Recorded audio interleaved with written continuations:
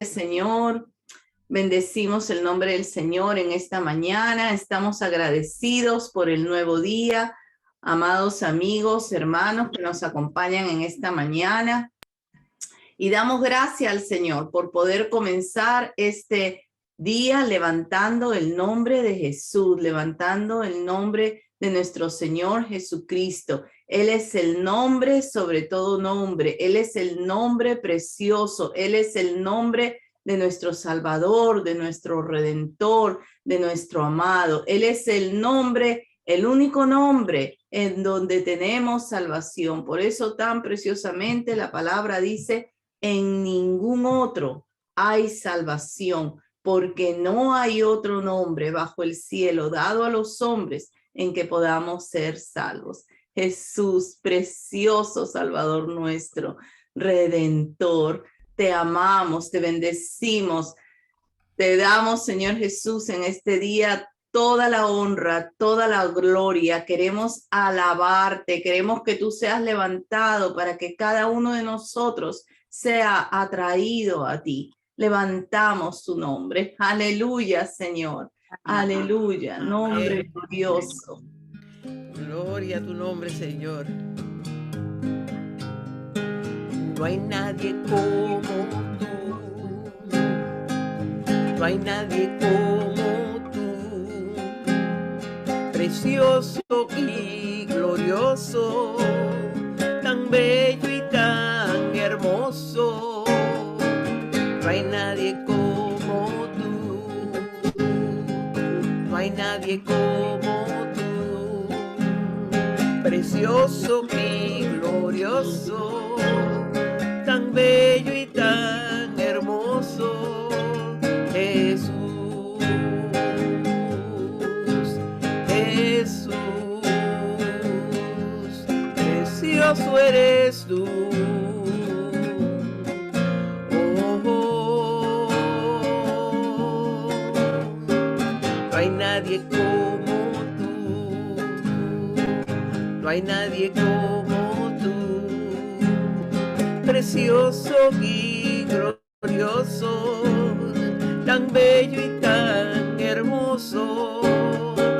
No hay nadie como tú, no hay nadie como tú, precioso y glorioso, tan bello y tan hermoso, Jesús. Jesús, precioso eres tú. Oh, oh, oh, Jesús, Jesús, precioso eres tú.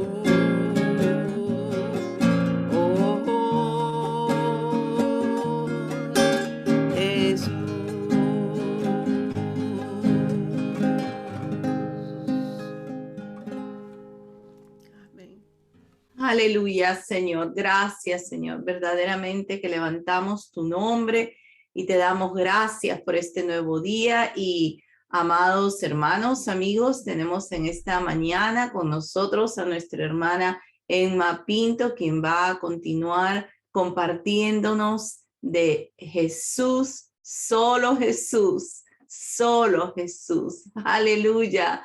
Emma, buenos días. Adelante, por favor. Buenos días, hermanos. Es un gozo estar junto con ustedes hablando del glorioso de Jesús. Solo Jesús, precioso y glorioso. Y ayer comenzamos a leer en el pasaje de la transfiguración, el que aparece en los tres evangelios sinópticos, y pudimos ver cómo se describe de manera espectacular la gloria de Dios en Jesús, la segunda persona de la Trinidad. Y para hacer una lectura rápida del pasaje, en Lucas 9, desde el 28, aconteció como 8 días después de estas palabras, que tomó a Pedro, a Juan y a Jacobo y subió al monte a orar. Y entre tanto que oraba, la apariencia de su rostro se hizo otra, y su vestido blanco y resplandeciente. Y he aquí dos varones que hablaban con él, los cuales eran Moisés y Elías, quienes aparecieron rodeados de gloria y hablaban de su partida, que iba Jesús a cumplir en Jerusalén. Y Pedro y los que estaban con él estaban rendidos de sueño, mas permaneciendo despiertos, vieron la gloria de Jesús y a los dos varones que estaban con él. Y sucedió que apartándose ellos de él, Pedro dijo a Jesús: Maestro, bueno es para nosotros que estemos aquí, y hagamos 3 enramadas, una para ti, una para Moisés y otra para Elías, no sabiendo lo que decía. Mientras él decía esto, vino una nube que los cubrió y tuvieron temor al entrar en la nube, y vino una voz desde la nube que decía: Este es mi Hijo amado, a él oíd. Y cuando cesó la voz, Jesús fue hallado solo, y ellos callaron, y por aquellos días no dijeron nada a nadie de lo que habían visto. Y ayer compartimos acerca de 2 aspectos que podemos ver en este pasaje, y es que lo que tiene que ver con la identidad de Jesús y con su misión. Y sabemos que una semana antes, ahí cerca de Cesarea de Filipo, el Señor Jesús le preguntó a sus discípulos que quiénes decían los hombres quiénes decían que era él.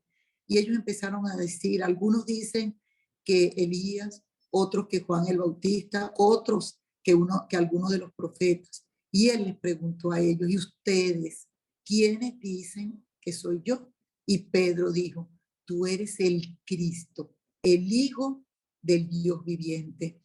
Y sabemos que Pedro hizo esta declaración por revelación del Espíritu Santo, por revelación de Dios, porque el mismo Señor Jesús se lo dijo, pero me parece que Pedro hizo esa revelación tan espectacular, no entendía muy bien lo que estaba diciendo.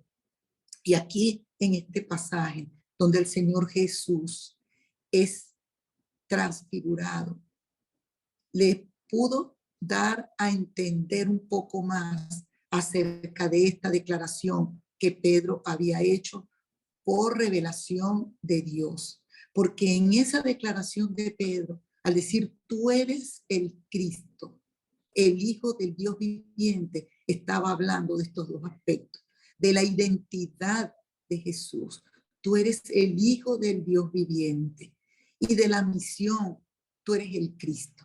El Cristo, que es la misma palabra, Cristo es en griego y es la misma palabra para el hebreo, el Mesías, y que significa el ungido, el que habría de venir para libertar a su pueblo.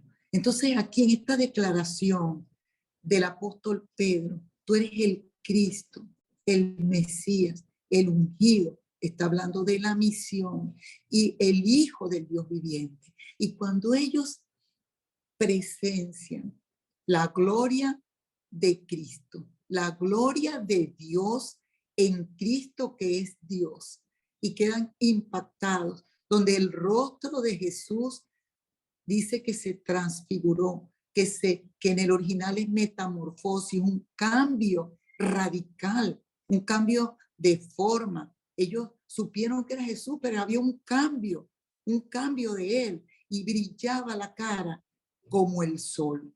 Imagínense, como el sol. Y aún las vestiduras irradiaban un esplendor tan grande que me imagino el terror que tuvieron al poder presenciar la gloria de Dios en Cristo que es Dios.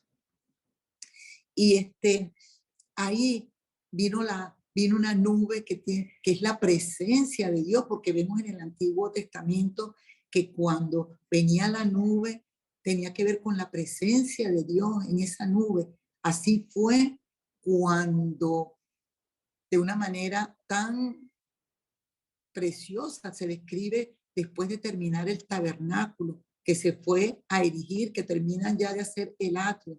Y dice que vino la presencia de Dios en una nube y era tan densa, tan... No lo podría describir, pero que Moisés no podía entrar al tabernáculo por la presencia misma de Dios. Y aquí vino la nube, vino otra vez la presencia de Dios y viene sobre su hijo, que está irradiando su gloria y está acompañado de Elías y de Moisés, que también muestran la gloria, pero ellos la muestran como reflejo, pero Jesús la muestra irradiando de él. Y viene esa nube y los cubre a ellos, pero también a Pedro, a Jacobo y a Juan. ¿Qué experiencia tuvieron ellos? ¿Qué experiencia tan espectacular?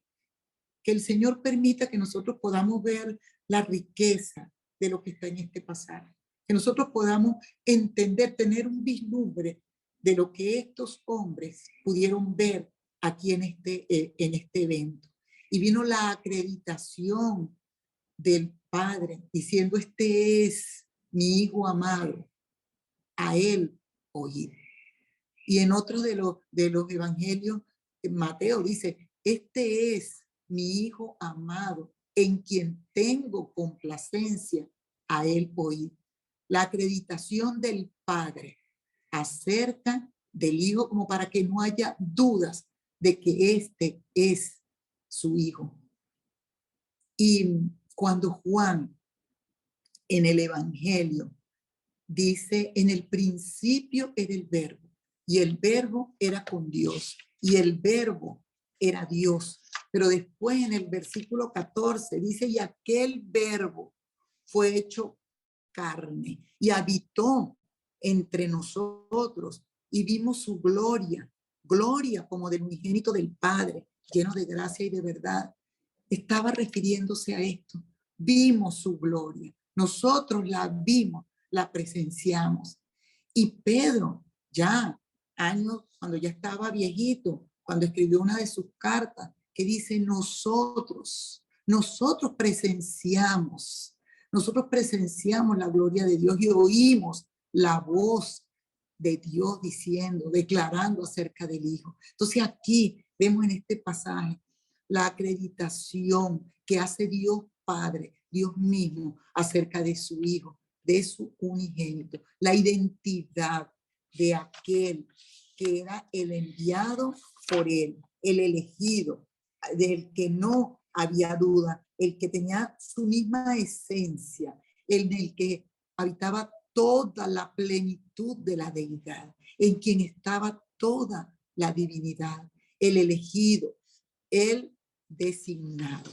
Pero y entonces vamos a hablar un poquito de estos dos hombres que lo estaban acompañando, Moisés y Elías. Y dice que lo que estaban hablando con Jesús era acerca de su partida. Lo que Moisés y Elías hablaban con Jesús era acerca del éxodo, porque en el original partida habla de éxodo.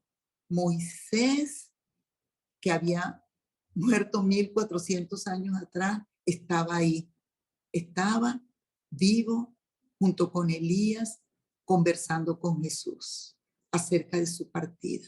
Tal vez fortaleciéndolo, tal vez, no, quién sabe qué le estaban diciendo, pero estaban al lado de él. Moisés, que representa la ley. Moisés, representante del antiguo pacto, el que recibió la ley en el monte Sinaí. Moisés, el que trajo al pueblo la ley, una ley santa, perfecta, que muestra la santidad y la perfección de Dios, pero que sabemos que ellos no pudieron cumplir y que nosotros tampoco podemos cumplir. Moisés, que fue el que dirigió el éxodo del pueblo de Israel, liberándolo, sacándolo de la esclavitud de Egipto. Y Jesús, que va a salir que habla del éxodo. En este pasaje vemos que están hablando acerca de la partida de Jesús, del éxodo de Jesús, que traería liberación del pecado. Entonces vemos a estas dos figuras. La figura del éxodo del Antiguo Testamento, que la vemos en Jesús, y la figura del éxodo en el Nuevo Pacto, que es Jesús. Y a Elías. Elías es el otro personaje que acompaña a Jesús. Elías, que representa la profecía para los judíos, que fue uno de los primeros profetas, y que los judíos hablaban del espíritu ministerial profético de Elías, y por eso se considera como el representante de la profecía. Y yo voy a leer en Malaquías los últimos versículos de Malaquías, que está en el capítulo 4, donde dice: acordaos de la ley de Moisés, mi siervo, al cual encargué en Horeb ordenanzas y leyes para todo Israel. He aquí, yo os envío el profeta Elías, antes que venga el día de Jehová grande y terrible. Él hará volver el corazón de los padres hacia los hijos, y el corazón de los hijos hacia los padres, no sea que yo venga y hiera la tierra con maldición. Aquí está Elías hablando de Moisés y de Elías como profeta y como representante de todos los profetas. Estos dos estaban hablando con Jesús en este evento de la transfiguración sobre la misión de Jesús. Ya habían presenciado estos discípulos de Jesús acerca de la identidad, de la gloria de Dios en Jesús, y ahora están viendo a Moisés y a Elías, que en quien Jesús cumple todo lo que estaba en el Antiguo Testamento. Jesús es el cumplimiento de la ley y es el cumplimiento de todas las profecías, porque las profecías todas se podían resumir en que iba a venir el Mesías, iba a venir el esperado, el designado por Dios para liberar, para darle libertad al pueblo. Que los judíos y los mismos discípulos esperaban la libertad política era una cosa, pero esta libertad era mucho más que la libertad del yugo romano en el que estaban en ese tiempo. Era la libertad de la esclavitud del pecado.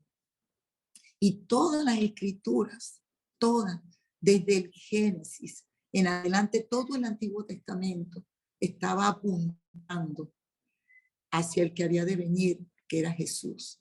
Por eso, Jesús es el cumplimiento de la ley, cuyo representante es Moisés, y el cumplimiento de toda la profecía.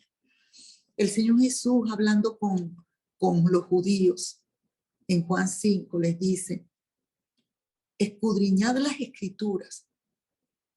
Y eran las escrituras que tenían ellos en el Antiguo Testamento. Escudriñenlas, porque a ustedes les parece que en ellas tenéis o conseguiréis, buscando en ellas, la vida eterna. Y él dice: y ellas son las que dan testimonio de mí.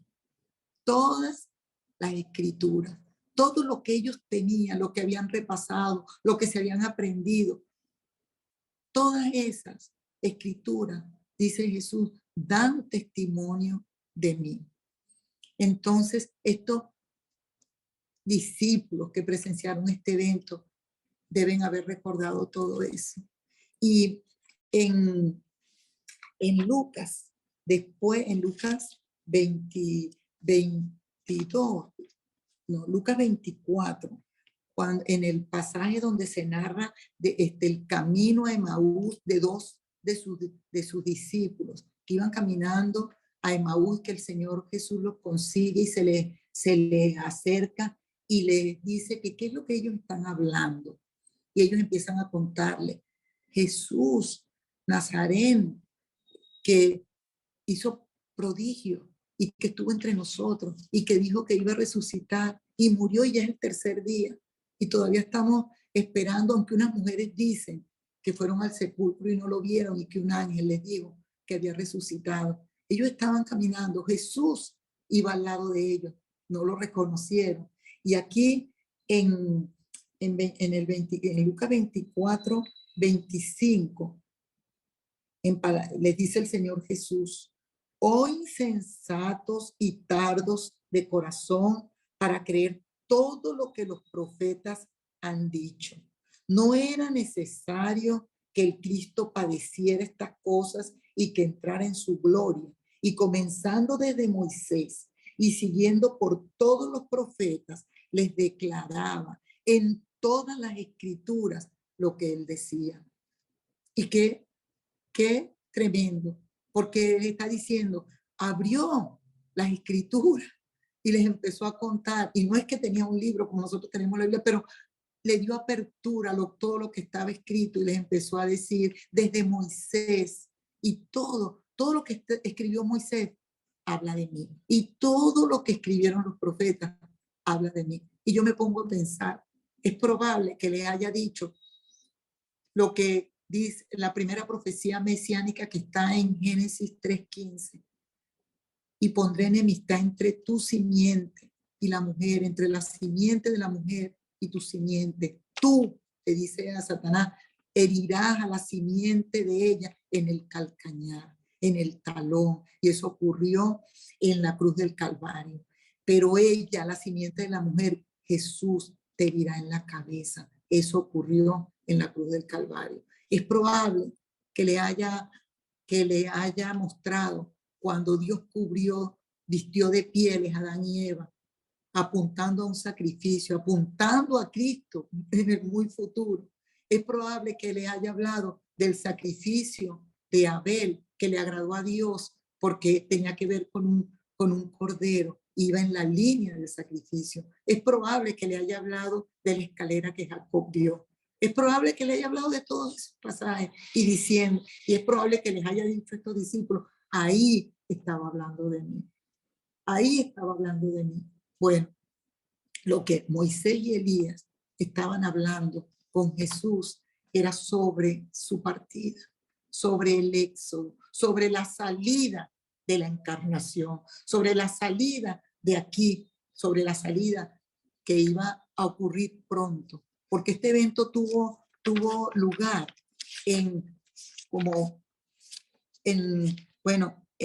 al comienzo del último viaje de Jesús a Jerusalén.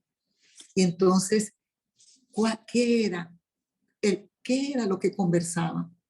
No dice qué conversaban, pero como era cerca de la salida, lo que ellos estaban conversando era de que Jesús habría de ir a la cruz, de que Jesús habría de morir, habría de resucitar y habría de ascender a los cielos.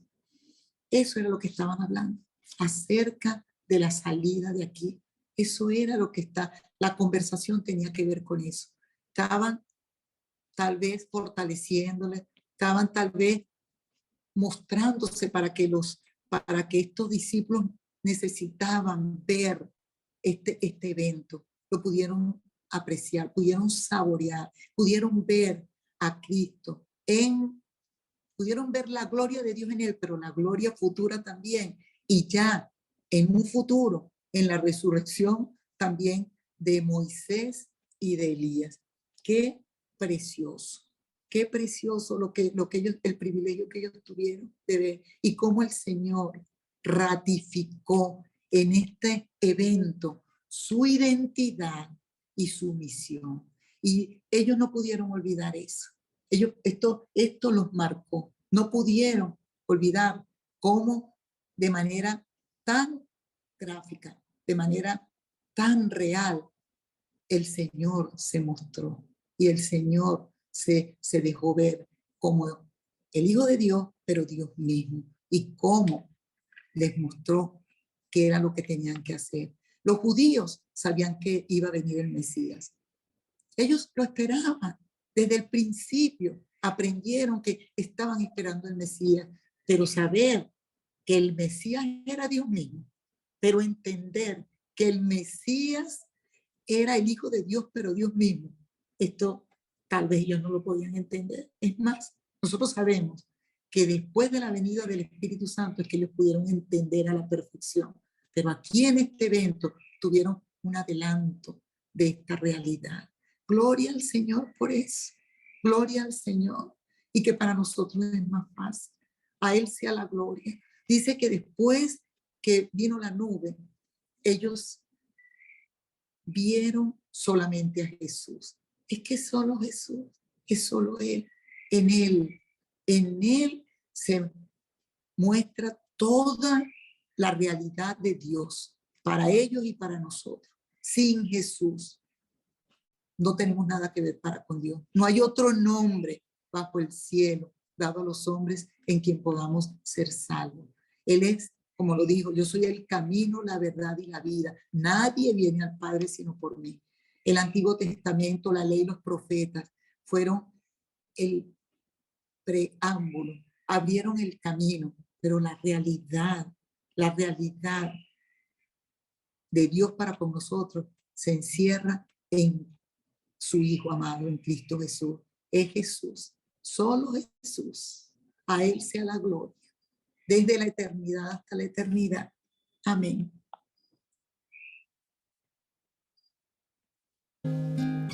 Gloria a Dios. Gloria al Señor Jesús.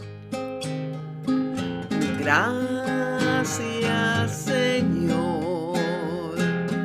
Gracias, Señor. Gracias, Señor. Queremos darte gracias. Queremos darte gracias. Queremos darte gracias, Jesús. Gracias, Señor. Gracias, Señor. Gracias, Señor. Queremos darte gracias. Queremos darte gracias. Queremos darte gracias, Jesús. Queremos darte gracias, queremos darte gracias, queremos darte gracias, Jesús.